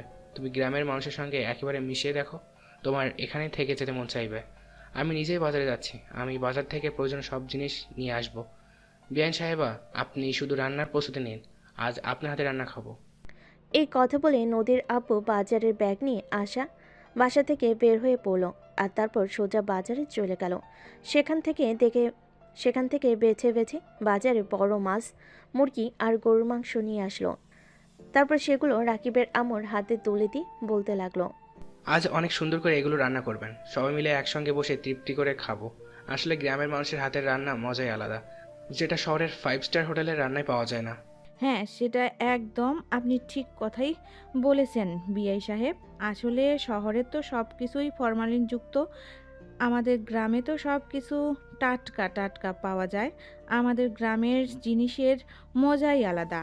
আপনি কোনো চিন্তা করবেন না, আমি খুব সুন্দর করে সবগুলো জিনিস রান্না করব, দেখবেন আপনি প্লেট চেটে পুটে খাবেন। যাই হোক, আপনি একটা কাজ করুন, আপনি বারান্দায় গিয়ে বসুন, আমি আপনার জন্য গরম গরম 1 কাপ চা বানিয়ে নিয়ে আসি। আমি কিন্তু খুব ভালো রং চা বানাতে পারি, যেটা আপনার বেয়াই খেয়ে খুব প্রশংসা করত। তাই নাকি? তাহলে তো একবার আমাকেও টেস্ট করে দেখতে হয়। আপনি এক কাজ করেন, কড়া লিকার দিয়ে রং চা বানিয়ে নিয়ে আসুন। তারপর চলুন দুই বিআইবিএন মিলে একসঙ্গে বসে চা খাওয়া যাক, তারপর না হয় রান্নার আয়োজন করা যাবে। রাকিবের আম্মু তখন আর এক মুহূর্ত দেরি না করে রান্নাঘরে চলে গেলেন। আর কিছুক্ষণের মধ্যেই তিনি দুজনের জন্য 2 কাপ চা আর কিছু টোস্ট নিয়ে বারান্দায় চলে আসেন। তারপর বেশ কিছুক্ষণ দুজনে মিলে গল্প গুজব করেন আর চা পান। অপরদিকে রাকিব, দিয়া আর নদী এসেছে দিয়ার বান্ধবীর বিয়েতে। দিয়া রাকিব তো অনেক আনন্দ করছে, কিন্তু নদী এসবে অনেক বিরক্ত ফিল করছে। তার এসব একদম ভালো লাগছে না। গান বাজনা, হই হুল্লোড়, চিৎকার। আর তখনই দিয়ার একটা বান্ধবী এসে নদীর গালে হলুদ লাগিয়ে দেয়। এটা দেখে তো নদী প্রচণ্ড পরিমাণ ক্ষেপে গিয়ে বলতে থাকে, এগুলো কোন ধরনের অসভ্যতা? তুমি আমার গায়ে হলুদ লাগালে কেন? আরে ভাবি, তুমি এমন রেগে যাচ্ছ কেন? তুমি দিয়ার ভাবি, আমাদেরও ভাবি হও, তাই তোমার সঙ্গে একটু রং করে সে কথা কইলাম, তাই বলে তুমি এভাবে খেপে যাবে? দেখো, এসব রং রসিকতা আমার একদমই পছন্দ নয়। এক্ষুনি আমাকে টিস্যু এনে দাও, এটা মুছতে হবে, তা না হলে আবার আমার স্কিনে দাগ পড়ে যাবে। আমি আবার আমার স্কিনের ব্যাপারে যথেষ্ট কেয়ারফুল। নদীর এরকম ব্যবহারে উপস্থিত সবাই অনেকটা অবাক হয়ে গেল। নদী কেন এরকমটা করলো? তখন রাকিব নদীকে এক পাশে ডেকে নিয়ে এসে বলল, এটা তুমি কি করলে বলো? এখানে গ্রামের সবাই এরকমই করে, বিয়েতে সবাই অনেক আনন্দ উল্লাস করে, না হয় ভুল করে তোমার গালে একটু হলুদ লাগিয়ে দিয়েছে, তাই বলে তুমি এরকম আচরণ করবে? ভুল? কিসের ভুল? আমার গায়ে হলুদ লাগাবে কেন? আমি কি এখানে হলুদ লাগাতে এসেছি নাকি? আমি বুঝতে পারছি না এগুলো কোন ধরনের ব্যবহার। আমাদের গ্রামের মানুষ সবাই এরকম সবার সঙ্গে মিশতে পছন্দ করে, তাই বলে তুমি এরকম করবে নাকি? তুমি এক্ষুনি ওই মেয়েটাকে গিয়ে সরি বলবে, তা না হলে কিন্তু খুব খারাপ হয়ে যাবে। তুমি কি খারাপ করবে আমি সেটাই দেখতে চাই। তুমি আমার সঙ্গে কি করতে পারো? আমি ওই মেয়েটাকে কখনোই সরি বলবো না। মেয়েটা আমার সঙ্গে বেয়াদবি করেছে, তার উপর আমি আবার গিয়ে ওকে সরি বলবো? কখনো এটা আমার পক্ষে সম্ভব নয়। তোমার যদি সরি বলার প্রয়োজন হয় তাহলে তুমি নিজেকে সরি বলতে পারো, আমি কখনোই সরি বলবো না। নদী, এখন কিন্তু একদম বেশি বাড়াবাড়ি হয়ে যাচ্ছে। আমি কিন্তু তোমার আব্বুর সঙ্গে সব কিছু বলে দেব, তারপর কিন্তু তুমি বুঝতে পারবে তোমার সঙ্গে কি হয়। তাই আমি যেটা বলছি তুমি সেটাই করো। তুমি এক্ষুনি রিমিকে গিয়ে সরি বলবে। সে আমার বোনের বান্ধবী, সে তোমার সঙ্গে একটু মজা করে না হয় হলুদ লাগিয়ে দিয়েছে, তাই বলে তুমি তার সঙ্গে এরকম আচরণ কখনোই করতে পারো না। ও তাই বলছি, এখন তোমার কাছে আমাকে শিখতে হবে আমি কার সঙ্গে কেমন আচরণ করব? দেখো, আমি তোমাকে স্পষ্ট ভাষায় জানিয়ে দিয়েছি আমি এই মেয়েটাকে সরি বলবো না, মানে বলবো না। এভাবে কথা কাটাকাটি হচ্ছিল তাদের দুজনের মধ্যে। আর তখনই রিমি এসে সেখানে উপস্থিত হয় আর সে রাকিবকে উদ্দেশ্য করে বলতে থাকে। আরে ভাইয়া, কি হচ্ছে এসব? আমি তো সেটাই বুঝতে পারছি না। আমি না হয় ভুল করে ভাবির গায়ে একটু হলুদ লাগিয়ে দিয়েছি। ভাবি সেটা বুঝতে না পেরে হয়তো একটু রেগে গিয়েছে, তাই বলে তুমি ভাবির সঙ্গে এভাবে ঝগড়া করবে নাকি? বাদ দাও তো এসব। তোমরা দুজনেই চলো আমাদের সঙ্গে। কাকিমা তোমাদের কথা শুনে তোমাদের জন্য নাস্তার ব্যবস্থা করেছে। আসো আমার সঙ্গে, নাস্তা করবে। আমি যার বাড়িতে খাবার খেতে পারি না। আমি কোনো খাবার খাবো না রাকিব। তুমি আমাকে এনে তোমাদের বাড়িতে চলো, আমি এখান থেকে চলে যাব। হই হুল্লোড় আর চিৎকার চেঁচামেচি আমার একদম ভালো লাগছে না। আমি এখানে থাকতে পারছি না। চুপ করো। আমি এতদিন তোমার অত্যাচার অনেক সহ্য করেছি। তুমি তোমার অফিসে আমার সঙ্গে যা ইচ্ছে তাই আচরণ করো, সেটা আমি মেনে নেই বলে এখানে তুমি আমার সঙ্গে কোনো রকম বেয়াদবি করতে পারবে না। আর যদি তুমি কোনো রকম বেয়াদবি করো তাহলে তার ফল কিন্তু তোমাকে ভোগ করতে হবে, এটা আমি তোমাকে বলে দিলাম। আর হ্যাঁ, এখানে সবাই আমার ভাই বোন, কারোর সঙ্গে কোনো খারাপ আচরণ করারও চেষ্টা করবে না, তাহলে কিন্তু আমার চাইতে খারাপ কেউ হবে না, এটা তুমি মাথায় রেখো। ও তাই? তার মানে তুমি এটা ভুলে যাচ্ছ যে এখান থেকে কিন্তু 2-3 দিন পর তোমাকে ফেরত যেতে হবে, আর সেই শেষমেশ আমার অফিসে তোমাকে কাজ করতে হবে। তারপর তোমার সঙ্গে আমি কি করব সেটা একবার ভেবে দেখো। দেখো, তোমার যদি এরকমটাই মনে হয়ে থাকে যে শেষমেশ আমাকে তোমার কাছেই যেতে হবে, তাহলে আমি তোমাকে ছোট্ট একটা কথা বলতে চাই। বাংলাদেশে তুমি একমাত্র কোম্পানির মালিক না যে কোম্পানি চালাও। বাংলাদেশে কিন্তু তুমি ছাড়াও আরও বেশ অনেকগুলো কোম্পানির মালিক আছে, আর অনেকগুলো কোম্পানিও আছে। আমি চাইলে যে কোনো কোম্পানিতে নিজেই যোগ্যতায় চাকরি পেয়ে যাব। তাছাড়া তুমি যদি আমার একটা কোম্পানিতে চাকরি নাও, তাহলে যে কোনো কোম্পানি আমাকে প্রতি মাসে নিজের থেকে 50-60 হাজার টাকা বেতন দিয়ে দিবে। আমাকে বেতন চাইতে হবে না, কিন্তু তোমার কোম্পানিতে মাত্র আমি 20,000 টাকা বেতন পাই। তোমার এইটুকু যোগ্যতা, এর বেশি কিছু পাওয়ার ক্ষমতা তোমার নেই। আমি তোমার যোগ্যতা অনুযায়ী তোমাকে বেতন দেই, তাই এত কথা বলবে না। চুপচাপ আমাকে এখান থেকে নিয়ে চলো। আমি তোমাকে এখান থেকে নিয়ে যেতে পারবো না। তোমার যদি এখান থেকে চলে যাওয়ার ইচ্ছা হয় তাহলে তুমি নিজে নিজেই এখান থেকে চলে যেতে পারো। আর তারপর যদি শ্বশুর আব্বু তোমাকে কিছু বলে তাহলে কিন্তু তার দায়ও আমি নিতে পারবো না। এই বলে রাকিব রিমির সঙ্গে বাড়ির ভেতরে চলে আসলো আর তার কাকিমার রুমে চলে গেল নাস্তা খাওয়ার জন্য। এদিকে নদী কোনো উপায়ন্তর না পেয়ে রাকিবের পিছন পিছন চলে আসে আর তারপর রিমির কাকির ঘরে গিয়ে নাস্তা খেতে থাকে। এভাবে দেখতে দেখতে সন্ধ্যা হয়ে আসলো। সন্ধ্যাবেলা রাকিব তার কাকিমার কাছ থেকে বিদায় নিয়ে দিয়া আর নদীকে নিয়ে নিজেদের বাড়িতে চলে আসে। এদিকে তার আম্মু নিজের হাতে অনেক কিছু রান্না করে সন্ধ্যা হতে না হতেই তাদের বাড়িতে বিশাল একটা গোল মিটিং শুরু হয়ে গেল। পাড়ার সব ছেলেমেয়েরা চলে এসেছে শহর থেকে ভাবি এসেছে বলে কথা। সবাই মিলে অনেক গল্পগুজব করবে, তাই দিয়া বাড়িতে উঠানে বিশাল বড় একটা পার্টি বিছালো। তারপর সবাই মিলে সেখানে বসে অপেক্ষা করতে লাগলো কখন নদী আসবে। আর এদিকে নদীর রুমে শুয়ে শুয়ে মোবাইলে তার বন্ধুদের সঙ্গে কথা বলছিল। আর তখনই রাকিব সেখানে আসলো আর নদীকে বলতে লাগলো, কি ব্যাপার, তুমি এখানে শুয়ে আছো কেন? পাড়ার সব ছেলেমেয়েরা এসেছে তোমার সঙ্গে গল্প করবে বলে। তোমার কি জীবনে মানুষ দেখে অভ্যাস নেই নাকি? এক্ষুনি ফোনটা রাখো আর আমার সঙ্গে চলো, ওদের সঙ্গে বসে বসে গল্প করবে। তুমি কি আমাকে পাগল পেয়েছো নাকি? গ্রামের এইসব আনকালচার মানুষের সঙ্গে বসে বসে আমি গল্প করব? আমি পারি না এইসব। তুমি এখান থেকে চলে যাও আর ওদেরকে গিয়ে বলে দাও আমি কোনো দিন ওদের সঙ্গে গল্পগুজব করব না। কিন্তু কে শোনে কার কথা। রাকিব নদীর হাত ধরে টানতে টানতে তাকে ওঠানে নিয়ে চলে আসলো আর তারপর তাকে সবার মাঝখানে বসিয়ে দিল। সবাই মিলে একটার পর একটা প্রশ্ন করেই চলেছে নদীর দিকে, কিন্তু নদী কারো কোনো প্রশ্নের উত্তরই দিচ্ছে না। সে চুপচাপ বসে আছে আর রাগে ফুসফুস করছে। ঠিক তখনই নদীর আব্বু সেখানে উপস্থিত হয় আর সবার মাঝখানে বসে বলে, হ্যালো গাইস, আমি তোমাদের আঙ্কেল হই। তোমরা গল্প করছিলে, আমি ওদিকে একা একা বসেছিলাম তো আমার কিছু ভালো লাগছিল না, তাই তোমাদের সঙ্গে আড্ডা দিতে চলে এলাম। তারপর নদীর আপু আর পাড়ার সব ছেলেমেয়েরা মিলে একসঙ্গে গল্পে গুজব করতে লাগলো। নদীর আপু গ্রামের মানুষদের সঙ্গে খুব সহজেই মিশে যেতে পারে, কারণ তিনি গ্রামের ছেলে। অপরদিকে নদীর জন্ম গ্রামে হলেও সে শহরে বড় হয়েছে। তাছাড়া সে একটু হিংসুটে আর বদমেজাজি টাইপের। সে সহজে কারোর সঙ্গে মিশে না, সবসময় সে ক্লাস আর স্ট্যাটাস খুঁজে। এদিকে গল্প করতে করতে কখন যে রাত 10টা বেজে গেল সেটার কি আর খবর আছে? তখনই রাকিবের আম্মু সবাইকে টেবিলে ডাকলেন খাবার খাওয়ার জন্য। আর তারপরে সবাই গল্পগুজব বাদ দিয়ে খাওয়া দাওয়া করতে চলে গেল। খাওয়া দাওয়া শেষ হলে সবাই মিলে নিজেদের রুমে গিয়ে ঘুমিয়ে পড়লো। রাকিব আর নদী এক রুমে ঘুমিয়েছে। মাঝরাতে হঠাৎ করে কারেন্ট চলে গেল আর তখনই নদীর এক অস্বস্তি শুরু হয়ে গেল। সে ঘুম থেকে উঠে বসলো আর রাকিবকে ঘুম থেকে ডেকে তুলে বলতে লাগলো, আমি ঘুমাতে পারছি না, কারণ গরমে আমার খুব ঘুমাতে কষ্ট হচ্ছে। তুমি আমাকে বাতাস করো। তাছাড়া কারেন্ট কতক্ষণ হলো চলে গেছে, এখনো আসছে না কেন?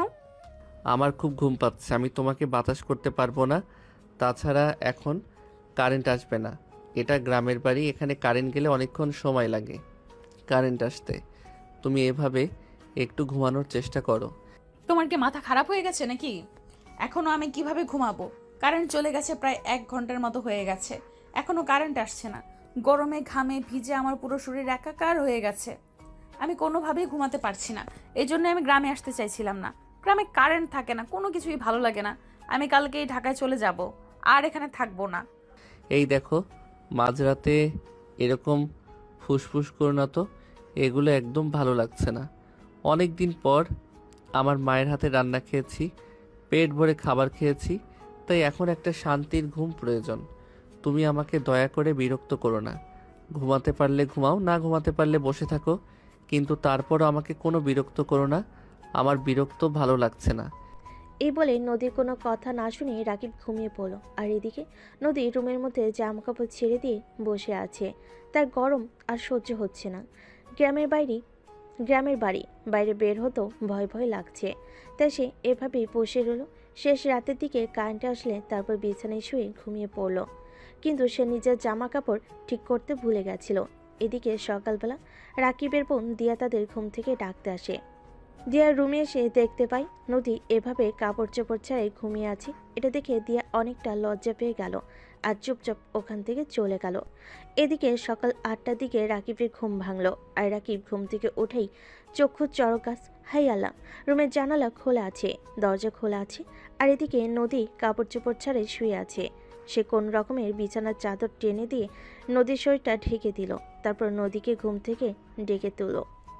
এই নদী, নদী, তাড়াতাড়ি ঘুম থেকে উঠো। এগুলো তোমার কি অবস্থা? তুমি এভাবে জামা কাপড় ছেড়ে দিয়ে শুয়ে আছো কেন? তাড়াতাড়ি জামা কাপড় ঠিক করো, কেউ কিছু দেখে ফেলেনি তো? আল্লাহই জানে। উফ, আমি কি করব? রাতের বেলা অনেক বেশি গরম লাগছিল, তাই আমি নিজেকে আর কোনোভাবে ঠিক রাখতে পারছিলাম না, তাই জামা কাপড় ছেড়ে দিয়ে শুয়েছিলাম।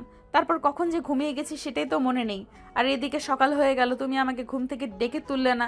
তাহলে কি আমি আমার নিজের জামা কাপড় ঠিক করে নিতাম? দেখো, এখন আর বেশি কথা না বলে চুপচাপ নিজের কাপড় চোপড়গুলো ঠিক করো, আর আমি দরজা আটকে বাইরে দাঁড়িয়ে আছি। এ বলে রাকিব রুমের বাইরে চলে গেল। আর এদিকে নদী নিজের কাপড় চোপড় ঠিক করে তারপর রুম থেকে বের হলো। এদিকে দিয়া নদীকে দেখে মুচকি মুচকি হাসতেছে। নদী বিষয়টা কিছুটা আন্দাজ করতে পারলেও কিছু বলছে না, কারণ সে এটা ভাবতেও পারছে না যে ও সময়ে দিয়া ওদের রুমের ভিতর চলে গেছিল। হাত মুখ ধুয়ে সবাই মিলে একসঙ্গে বসে নাস্তা করে নিল। তারপর দিয়া নদীর কাছে আসে আর নদীকে বলে, ভাবি রাতে বুঝি খুব বেশি গরম লেগেছিল তোমার? হ্যাঁ, মাঝরাতে হঠাৎ করে কারেন্ট চলে যাওয়ার পর আমারও সহ্য করা লাগছিল। আমি আর কোনোভাবে সহ্য করতে পারছিলাম না। আচ্ছা ঠিক আছে, সমস্যা নেই। আমার বন্ধুর বাড়িতে চার্জার ফ্যান আছে, আর যাতে আমি এনে রাখবো, কিন্তু দয়া করে তুমি আর এভাবে ঘুমিও না। তুমি যেভাবে ঘুমিয়েছিলে ওভাবে যদি আমিও তোমার রুমে ঢুকে যেতাম তো কি হতো, আমি তো সেটাই ভেবে পাচ্ছি না। নদী তো দিয়ার কথা শুনে অনেকটা লজ্জা পেয়ে গেল। তার মানে দিয়া সব কিছু দেখে ফেলেছে। নদী এভাবে শুয়েছিল, তাই নদী চুপচাপ সেখান থেকে চলে গেল। নিজের রুমে বসে আছে, কার সঙ্গে কোনো কথা বলছে না।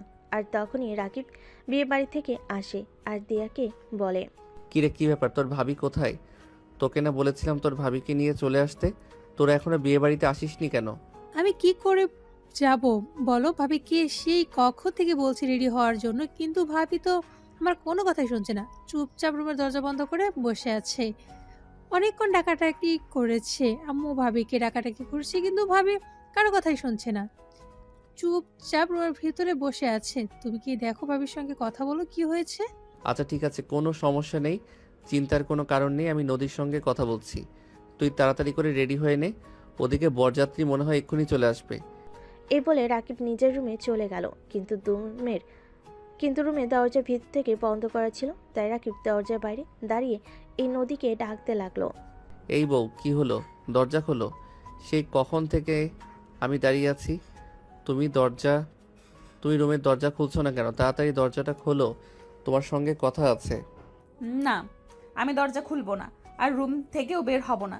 আমার মনে হয় তোমার বোন সকালবেলা আমাদের রুমে এসেছিল, আর আমি যেভাবে জামা কাপড় ছাড়া শুয়েছিলাম ওটাও দেখে ফেলেছে। আজব তো, তুমি কাপড় চোপড় ছাড়া শুয়েছিলে, ওটা ওটা আমার বোন দেখে ফেলেছে। তো কি হয়েছে? সেও মেয়ে মানুষ আর তুমিও মেয়ে মানুষ। তাছাড়া সে আমার ছোট বোন, তোমার বোনের মতোই।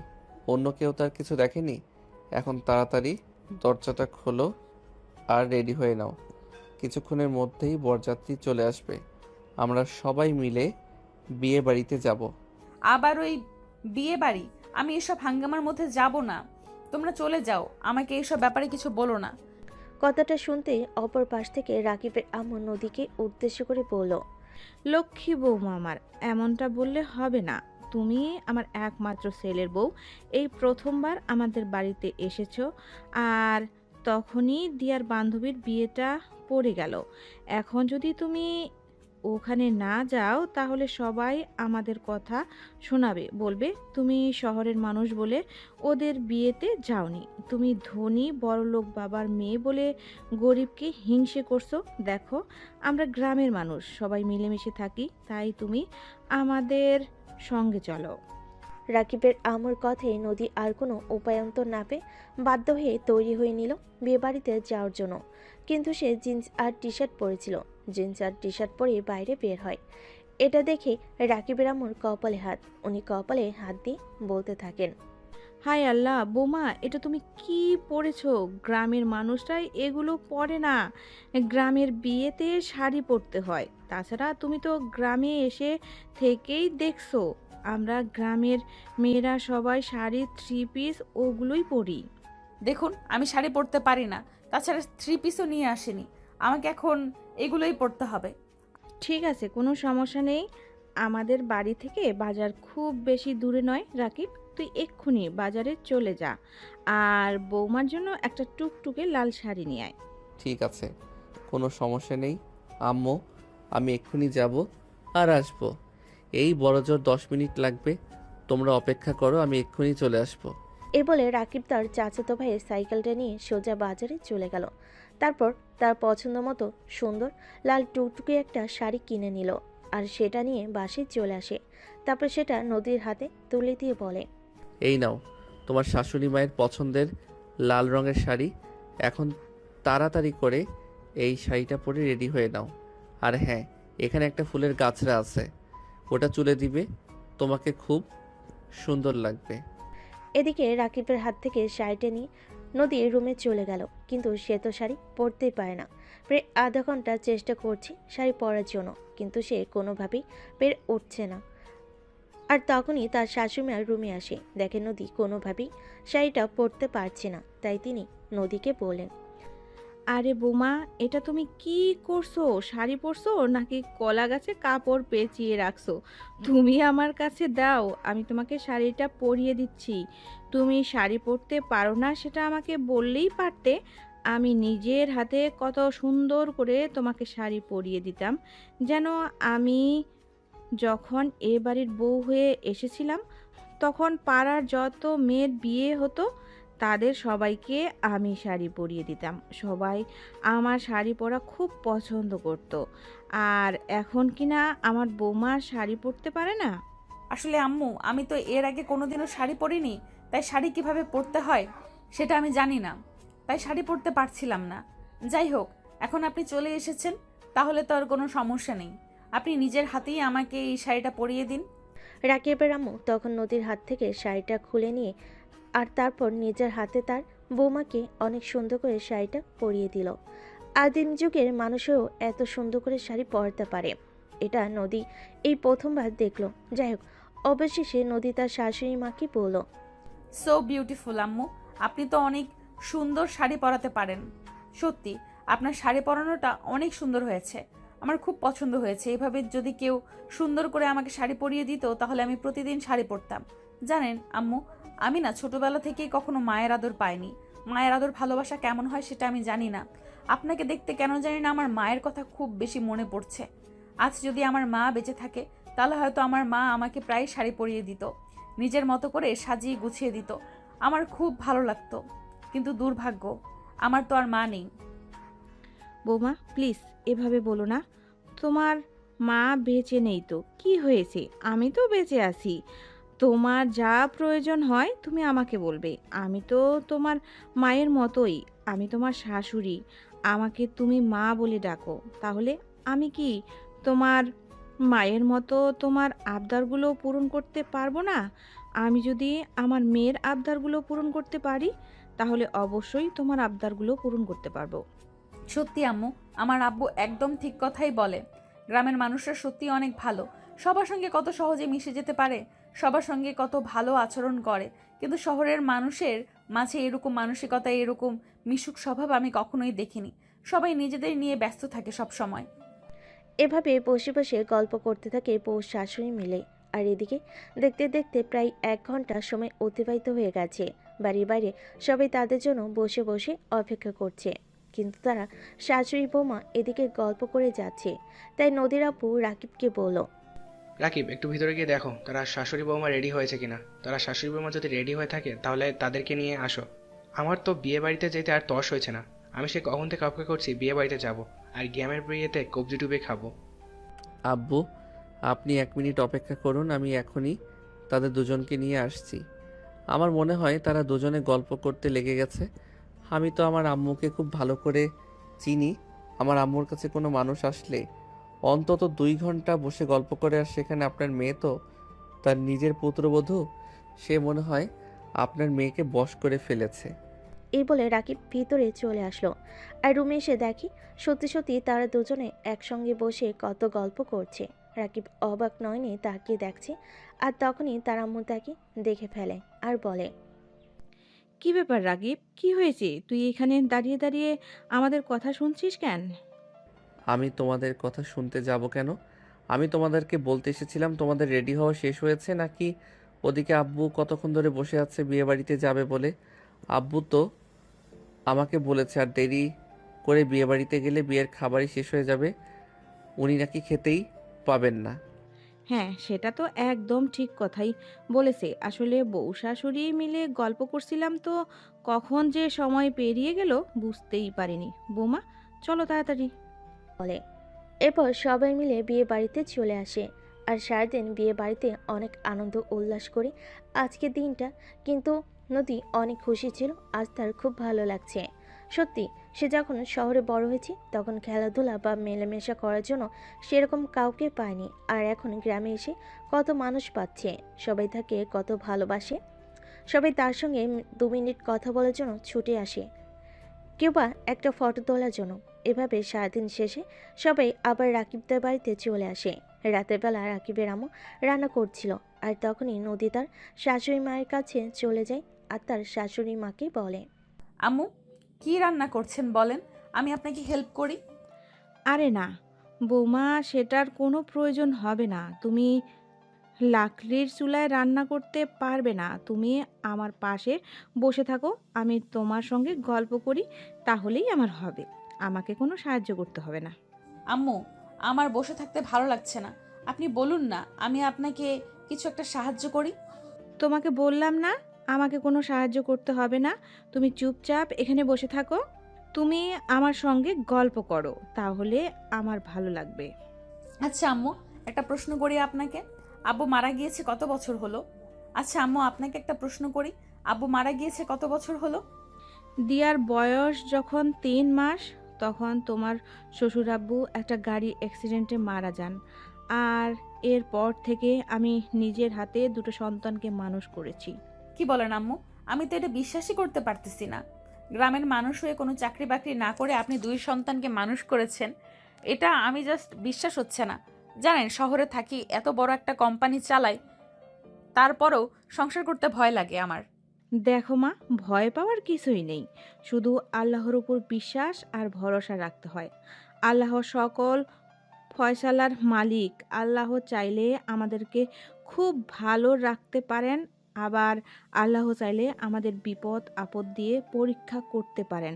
আমাদের উচিত সব সময় আল্লাহর উপর ভরসা রাখা। আল্লাহ যা করেন আমাদের ভালোর জন্যই করেন। তাছাড়া আমরা গ্রামে থাকি বলে আমাদের আর্থিক অবস্থা কিন্তু অতটাও খারাপ নয়। তোমার শ্বশুর মশাই কিন্তু আমাদের জন্য মোটামুটি কিছু টাকা পয়সা আর যথেষ্ট জায়গা জমি রেখে গিয়েছিলেন, যেগুলো দিয়ে আমি 2টা বাচ্চার পড়াশোনা আর খাবার খরচ এতদিন ধরে জুগিয়ে এসেছি।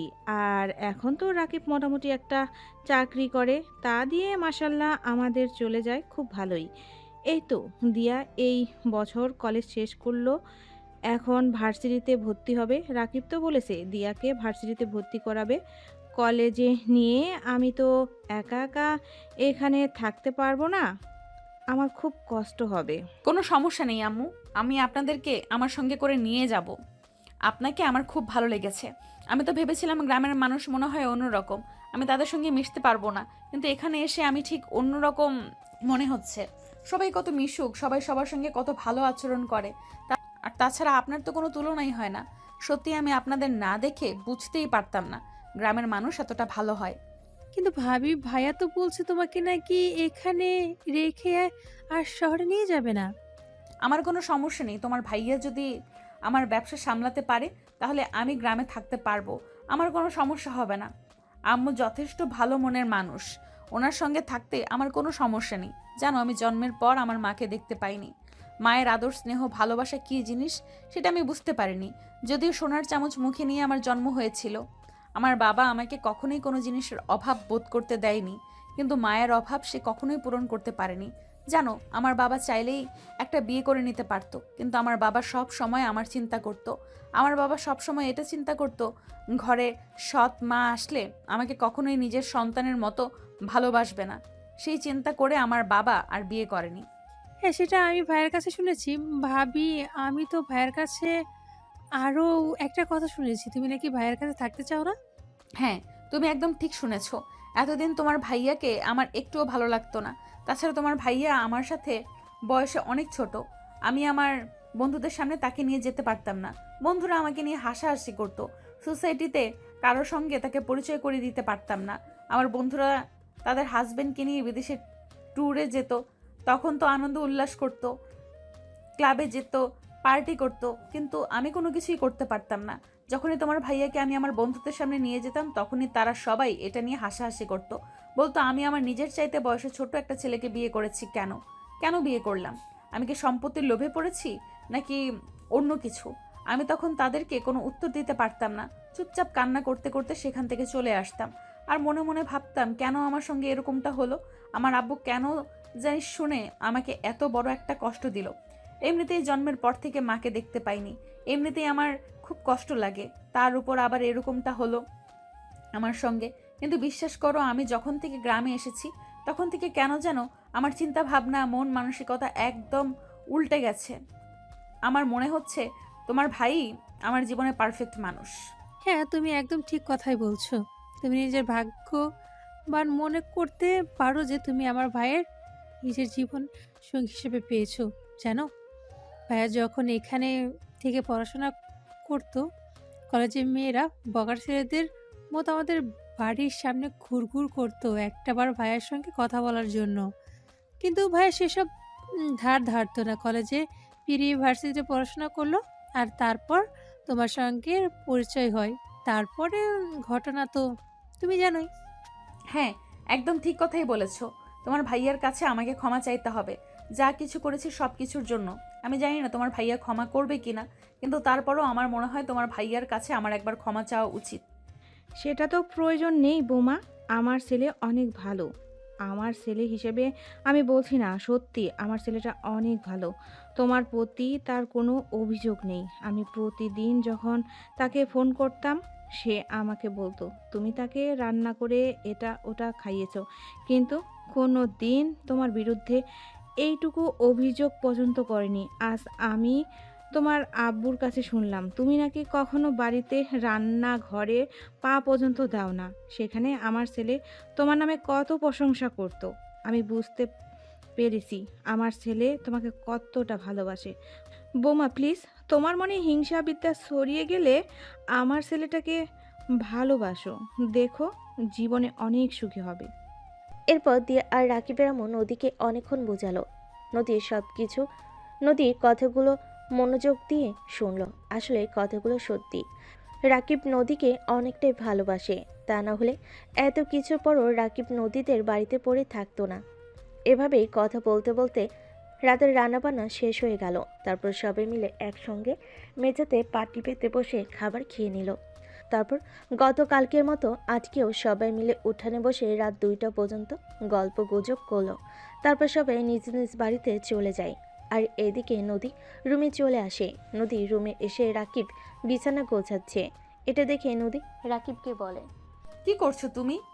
তুমি এখানে এসে দাঁড়াও, আমি বিছানা গুছিয়ে দিচ্ছি। আরে না, সেটার কোনো প্রয়োজন হবে না। তাছাড়া আমি তো তোমাকে তোমাদের বাড়িতে কখনোই বিছানা গোছাতে দেখিনি। আমি নিজেই গুছিয়ে নিতে পারবো, তুমি ফ্রেশ হয়ে আসো। আমি অনেকক্ষণ আগেই ফ্রেশ হয়ে এসেছি, কোনো সমস্যা নেই। তুমি এদিকে এসে দাঁড়াও, আমি বিছানা গুছিয়ে দিচ্ছি। তখনই নদী রাকিবের হাত ধরে বিছানায় এনে বসালো। আর তারপর রাকিবের পাশে বসে বলতে লাগলো, এই নাও তোমার বিছানা তৈরি, এবার ঘুমিয়ে পড়ো। আর হ্যাঁ, সকালবেলা কিন্তু আমাকে ঘুম থেকে ডেকে তুলবে, তারপর দুজনে মিলে হাঁটতে যাব। আচ্ছা, আজ তুমি আমার সঙ্গে এত ভালো আচরণ করছো। তোমাকে তো কখনোই আমার সঙ্গে এত ভালো আচরণ করতে দেখা যায়নি। এই বলে রাকিব বিছানায় এসে শুয়ে পড়তে চায়। আর তখনই নদী তার বুকের উপর শুয়ে পড়ে আর বলে, আই এম সরি রাকিব, তুমি প্লিজ আমাকে ক্ষমা করে দাও। এতদিন যা কিছু করেছি সব কিছুর জন্য আমি খুবই দুঃখিত। প্লিজ তুমি আমার উপর আর অভিমান করে থেকো না। প্লিজ তুমি আমাকে ক্ষমা করে দাও। আরে কি হয়েছে তোমার? তুমি এভাবে কেন বলছো? তুমি আবার আমার সঙ্গে কি করলে? তোমার প্রতি আমার কোনো অভিযোগ নেই। আমি তোমার প্রতি অনেক অন্যায় করেছি, সেগুলোর জন্য আমি তোমার কাছে ক্ষমা চাইছি। প্লিজ তুমি আমাকে ক্ষমা করে দাও। আর কখনোই আমি তোমার সঙ্গে এরকম আচরণ করব না। তুমি সত্যি অনেক ভালো মনের মানুষ, এটা আমি দেরিতে হলেও বুঝতে পেরেছি। নদী, তোমার কি মাথা খারাপ হয়ে গেছে নাকি? এখানে এসে নাকি ভূতে ধরেছে যে এই কথাগুলো বলছো? দূর যাও, তোমার সঙ্গে ভালো কথা বলতেই নেই। তুমি তো ভালো কথা বুঝবেই না, উল্টো আরো কথা শুনিয়ে দেবে আমাকে। ভূতে ধরতে যাবে কেন? আমি সত্যিই দুঃখিত, প্লিজ তুমি আমাকে ক্ষমা করে দাও। আর বয়ফ্রেন্ডের কথা কখনোই তোমাকে বলবো না। আমি তোমার কাছে সারা জীবন থাকতে চাই। প্লিজ রাকিব, তুমি আমাকে ক্ষমা করে দাও। আর তোমার ভালোবাসায় আমাকে বেঁধে রাখো। আমি তোমাকে ছেড়ে কোথাও যেতে চাই না। আমি কি কখনো তোমাকে বলেছি নাকি যে তুমি আমাকে ছেড়ে চলে যাও, অনেক দূরে চলে যাও? আমি তোমার সঙ্গে থাকতে চাই না বলেছি কখনো এই কথাগুলো? না, তুমি আমাকে এই কথাগুলো কখনোই বলনি। তাই তো তোমাকে বলছি, আমি তোমাকে ছেড়ে কোথাও চলে যেতে চাই না। আমি সারা জীবন তোমার কাছে থেকে যেতে চাই। তোমার ভালোবাসা আমি বুঝতে পেরেছি। সত্যি তুমি আমাকে অনেক বেশি ভালোবাসো। তোমার এই ভালোবাসাটাকে আমি হারাতে চাই না। আমি তো তোমার চাইতে বয়সে ছোট। তুমি বন্ধুদের সঙ্গে আমাকে নিয়ে যেতে পারো না? তোমার সোসাইটি, তুমি আমার জন্য মুখ দেখাতে পারো না? তুমি আমার সঙ্গে থাকলে তো তোমার এই অর্পণা ইচ্ছেগুলো কখনোই পূর্ণ হবে না। তাছাড়া তুমি তো আমাকে বলেছো কিছুদিনের মধ্যে তোমার বয়ফ্রেন্ড বাংলাদেশে চলে আসছে। প্লিজ রাকিব, আমি এই কথাগুলো আর মনে করতে চাই না। আমি আমার বয়ফ্রেন্ডের কাছে কখনোই যাব না। কেন জানো, আমি আমার মাকে ফিরে পেয়েছি। আমার মা সেই ছোটবেলায় আমাকে ছেড়ে চলে গেলেও আবার আমার জীবনে ফিরে এসেছেন। আমি আমার মাকে আর হারাতে চাই না। প্লিজ রাকিব, তুমি আমাকে মা ছাড়া করো না। তাই বুঝি? ঠিক আছে, কোনো সমস্যা নেই। তাহলে তুমি তোমার মায়ের কাছ থেকে যাও আর আমি ঢাকায় চলে যাই। ঠিক আছে, তাহলে তাই করো। আমি আর ঢাকায় ফিরে যেতে চাই না। আমি আমার মায়ের কাছ থেকে যেতে চাই না। জানো, আম্মু খুব ভালো মানুষ। আম্মু আমাকে নিজের মেয়ের মতো আদর যত্ন করেন, কত ভালোবাসেন। আমি আম্মুকে ছেড়ে যেতে চাই না। আর যদি ঢাকায় যেতেই হয় তাহলে আম্মুকে নিয়ে তারপরে যাব। আচ্ছা ঠিক আছে, এসব ব্যাপারে পরে কথা বলা যাবে। এখন রাত 2:30 বেজে গেছে, ঘুমাবে চলো। এই বলে রাকিব বিছানায় এসে শুয়ে পড়তে চায়, আর তখনই নদী তার বুকের উপর শুয়ে পড়ে আর বলে, এই আমার না আদর পেতে ইচ্ছে করছে, একটু আদর করে দিবে আমায়?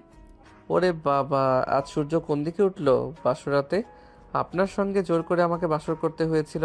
যতবার আপনার কাছে গিয়েছি ততবারই আপনাকে জোর করে আমার সব করতে হয়েছে। আর আজ কি না আপনি নিজের থেকে এসব বলছেন? এই ফাজিল ছেলে, একদম আমাকে আপনি আপনি করে বলবে না। আমি তোমার বিয়ে করা বউ, আমাকে তুমি করে বলবে। আমাকে আমার নাম ধরে ডাকবে। আপনি আপনি করলে কেমন পর পর লাগে। ঠিক আছে বৌরানী, চলেন তাহলে আপনাকে আদর করি। এ বলে রাকিব নদীকে নিজের কাছে টেনে নেয়, আর নদীর ঠোঁট দুটো নিজের দখলে নিয়ে ইচ্ছে মতো কিস করতে থাকে। আর এদিকে আজ নদীও রাকিবের সঙ্গে রেসপন্স করতে থাকে, কারণ আছে রাকিবকে মন থেকে মেনে নিতে পেরেছে। রাকিব আজ নদীর সম্মতি পেয়ে নিজের মন ইচ্ছা মতন নদীকে আদর করতে থাকে। আর কিছুক্ষণের মধ্যেই দুজনে ভালোবাসার মহাসমুদ্রে ডুবে যায়। প্রায় ঘণ্টাখানেক চলল তাদের এই ভালোবাসার আদান প্রদান। তারপর দুজন দুজনকে জড়িয়ে ধরে ঘুমিয়ে পড়ে। সকালবেলা ফজরের আজান দিতে রাকিব নদীকে ঘুম থেকে ডেকে তুলে আর বলে, এই যে ম্যাডাম, তাড়াতাড়ি ঘুম থেকে উঠেন, গোসল করতে হবে। এটা গ্রামের বাড়ি, এখানে টিউবওয়েলের পাড়ে গিয়ে গোসল করতে হয়। সকাল হতেই সবাই ঘুম থেকে উঠে যাবে। আর সকালবেলা যদি আপনাকে কেউ এভাবে গোসল করতে দেখে তাহলে সবাই নিয়ে হাসাহাসি করবে। করলে করুক, তাতে আমার কি? আমার জামাইয়ের সঙ্গে আমি রোম্যান্স করছি, তাতে কারোর কোনো সমস্যা হবার কথা না। চুপচাপ ঘুম থেকে উঠো, এটা গ্রামের বাড়ি, সবার সামনে লজ্জায় পড়তে হবে। এই বলে রাকিব নদীকে টেনে বিছানা থেকে তুলে আর তারপর ফ্রেশ হতে চলে যায়। নদী ফ্রেশ হয়ে এসে আবার বিছানায় শুয়ে পড়ে। এটা দেখে রাকিব বলতে থাকে, কি হলো, তুমি আবার এসে বিছানায় শুয়ে পড়লে কেন? আরে জামাই, রাতে 3:30 বাজে ঘুমালাম, আর এখন ভোর 5টা বাজে, আমার ঘুম হয়নি। চলো আসো, দুজন একসঙ্গে ঘুমাবো। রাকিব তখন আর কোনো কথা না বলে চুপচাপ নদীর সঙ্গে বিছানায় চলে আসলো। আর তারপর দুজন দুজনকে জড়িয়ে ধরে ঘুমিয়ে পড়ল। এভাবেই শুরু হলো তাদের নতুন একটা ভালোবাসার গল্প। ভিউয়ার্স, আমাদের আজকের গল্পটা এই পর্যন্তই ছিল। আমাদের প্রেমের গল্পটা আপনাদের কাছে কেমন লেগেছে অবশ্যই ছোট্ট একটা কমেন্টে জানাবেন। সবাই ভালো থাকবেন, সুস্থ থাকবেন। আবারও দেখা হবে নতুন কোনো প্রেমের গল্পে। এ পর্যন্ত সবাই অপেক্ষা করুন।